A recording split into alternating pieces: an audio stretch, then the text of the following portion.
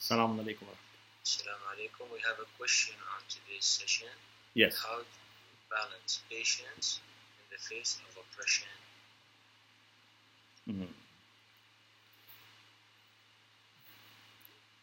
When there is oppression, like injustice, whether it is about us or injustice towards others, patience means not to lose control, not to do unwise things. You remain in control of your decisions, your words, your actions, the practical steps that you want to take. Patience doesn't mean to endorse what has happened or to be indifferent to what has happened, or to even, for example, say, okay, let's, continue with this situation. No. Patience means that you are able to control your emotions, to control your power, your words, your actions, so that you do what is wise. For example, for a person who is ill, patience doesn't mean not to go to doctor, not to take the prescription, not to prevent from bad diet. No. Patience means to do exactly what your treatment needs, but with control over your emotions and willpower. Or, for example, a person who has,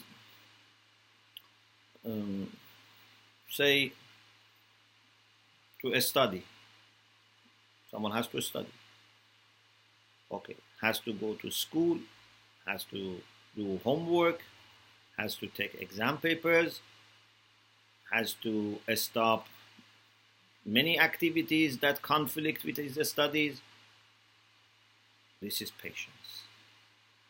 So now, if there is zulm, patience means that as a mazloom or as someone who is observing zulm, you do everything needed in order to have a wise tackling of this issue. It doesn't mean to be indifferent. It doesn't mean to be doing nothing.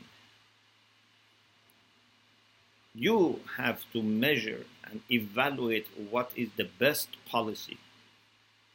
Sometimes maybe I don't do anything because if I interfere can cause greater harm.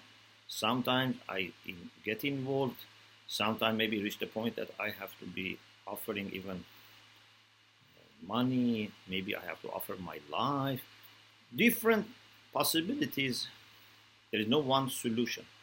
But what is important is that patience doesn't mean that you ignore or you are indifferent.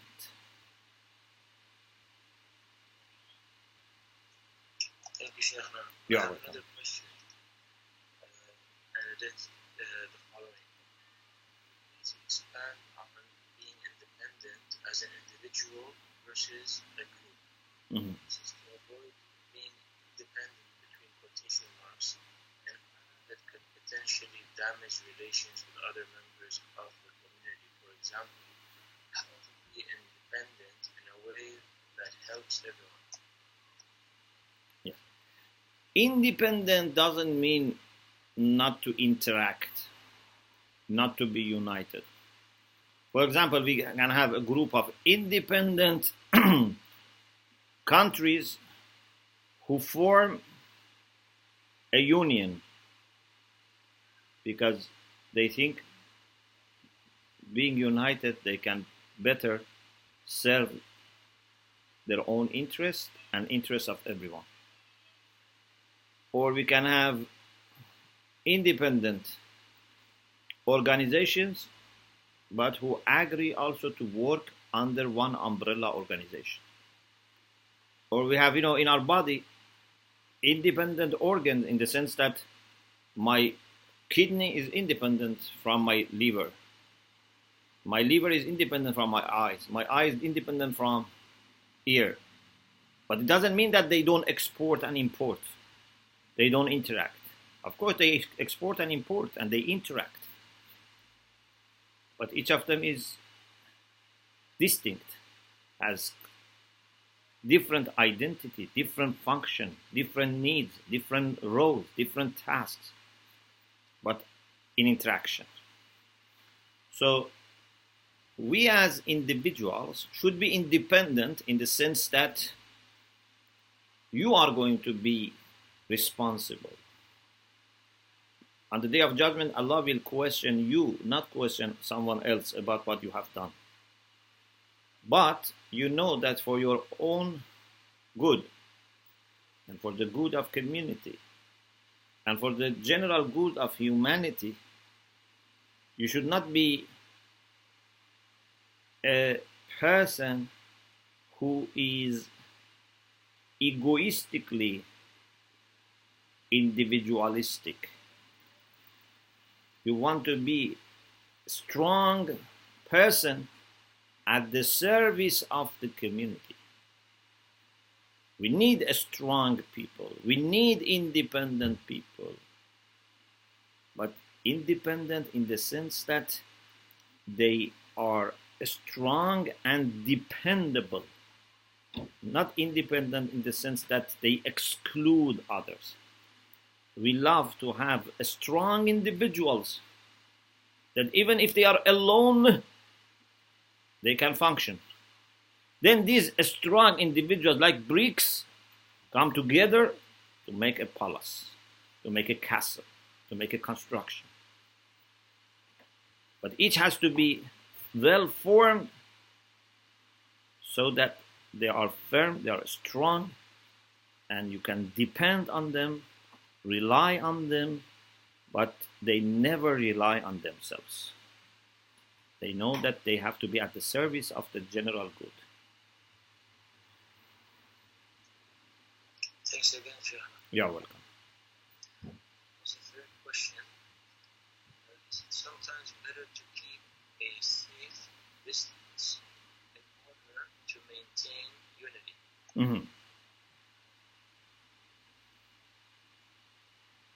Yes. So that's the question. Is it sometimes better to keep a safe distance? Okay, this is okay. Maintain unity.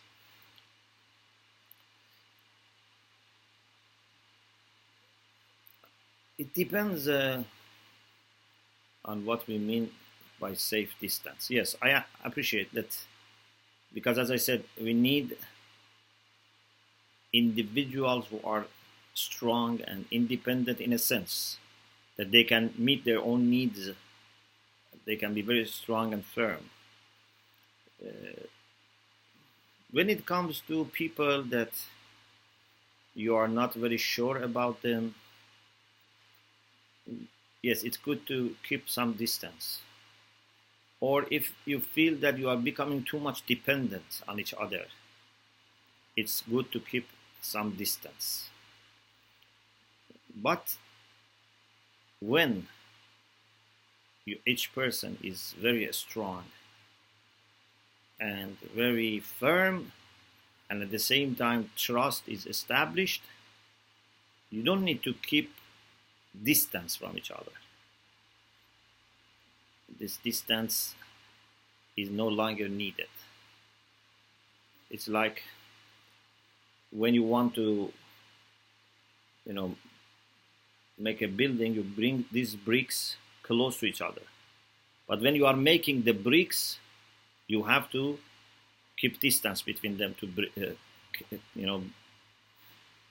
make them. When they put them in the, for example, something like, I don't know what they call in English for making the bricks, we say, kure. It's something like oven. It's a big, like oven. So when they put them there, they should not touch each other so that they become firm as one. No, they have to become as separate things. But when they are strong and they are made distinct from each other, then you bring them close to each other or put even something so that like a cement or something that makes them well connected, so that there is no gap between them. So I agree that sometimes we need to keep some distance, but I at the same time say that a time would come that people would feel that they are very strong, and at the same time they feel that they have so much of trust that they can be united. If you are not sure, of course you don't take risk and keep some safe place. Thank you very much, Sheikh. You're welcome.